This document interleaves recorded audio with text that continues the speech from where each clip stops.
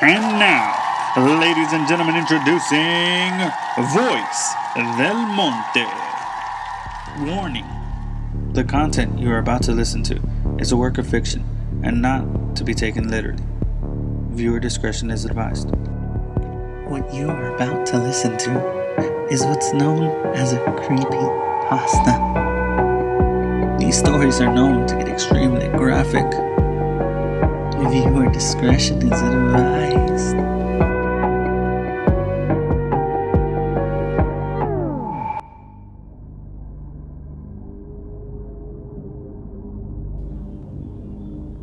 Last year, I moved into a middle-class house right around summertime.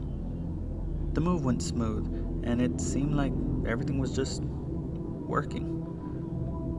Nothing broke during the cycle. I had plenty of friends to help. Hell, I even found $20 in my couch. Peer money? Hell yeah. Anyway, back to the house. For the first day or two, I thought life couldn't get any better. My girl was beautiful, my friends were happy, and my parents were fixing their relationship. However, I hadn't realized it until it was too late that I was doomed to remain in this prison, which I sit in now as I tell you this story. The first time it happened, I was in my room. I was in the zone on my Xbox. You know what I mean? Where you get 10 headshots without breaking a sweat? Yeah, that. As I was kicking fat terrorist ass, I heard movement downstairs. My room was on the second floor. It sounded like someone was running around down there, like they were running from room to room, banging on the walls, just being flat out obnoxious. Hey Jeff, get out of my house. I said 3 o'clock, dumbass. I waited a few moments before turning back to my game, but it was too late. I was already doomed. I saw it came at me too late. A tank. Son of a bitch, I sighed. The next few days were normal. There were no sounds that shouldn't be there, just the pipes, the heater, you know the sort. Yet, about 3 days later, that idiot Jeff snuck into my house and started beating up my shit. Alright, you aren't getting off so easy this time, I shouted as I charged down the stairs. As my foot hit the last step, something out of the corner of my eye moved.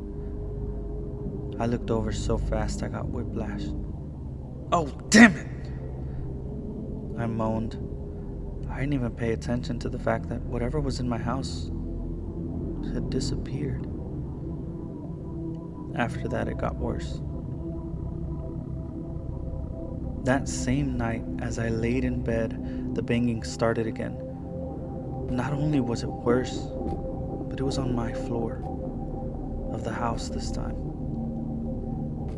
I was sure I locked everything before I came up here, so here I was, pissing my pants at 900 miles per hour while something destroyed my house. I actually pulled the blankets over me. Hey, I was scared. As the noise approached my door, just as I expected it to bash open my door and slaughter me, it stopped. The next morning, I grabbed my baseball bat as I got out of bed. If whatever that thing was still out there, it would regret it.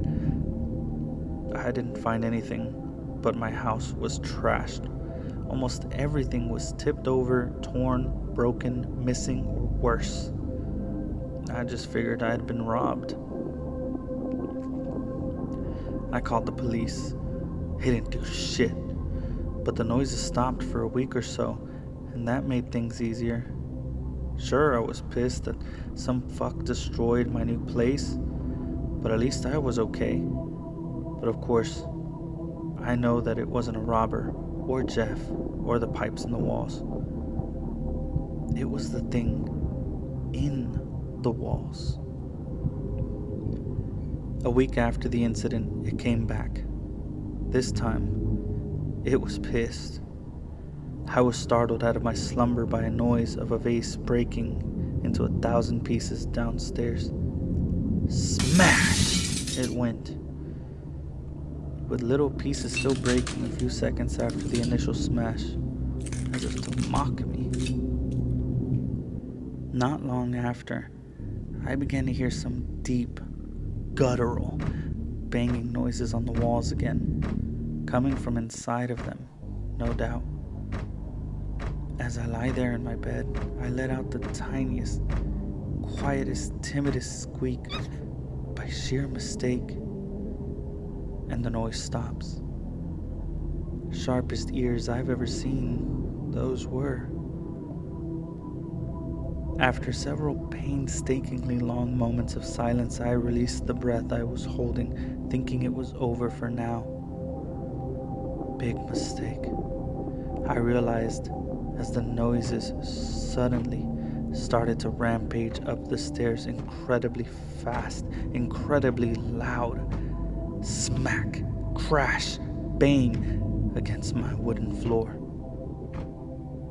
The beast, which I could now accurately call it, broke my door open with intense force, thrusting it all the way to the opposite side of the room.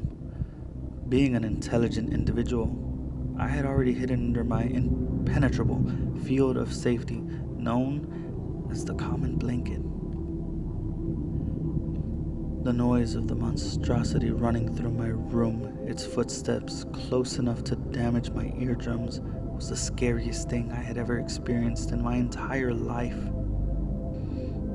With a sudden burst of adrenaline, I threw the blanket off in the direction of the thing, somehow making a direct impact to its face. Whoever or whatever this was stunned, but not for long, and I knew that.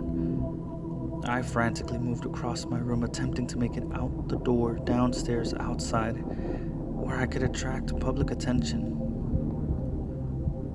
Tonight, luck was not on my side.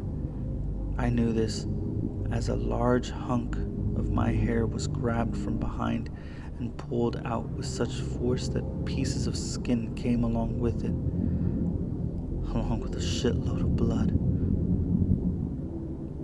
Before a scream escapes my voice box, I'm being held down by a dark, hairless beast that walks on all fours, with a face I can hardly imagine again, that then smashes my head with its fist, sending me into a dark, welcoming sleep.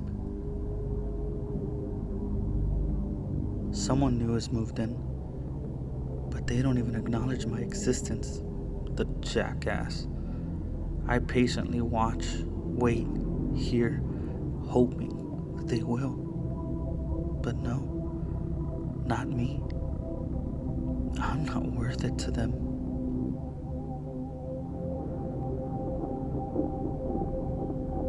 Maybe if I bang on the walls.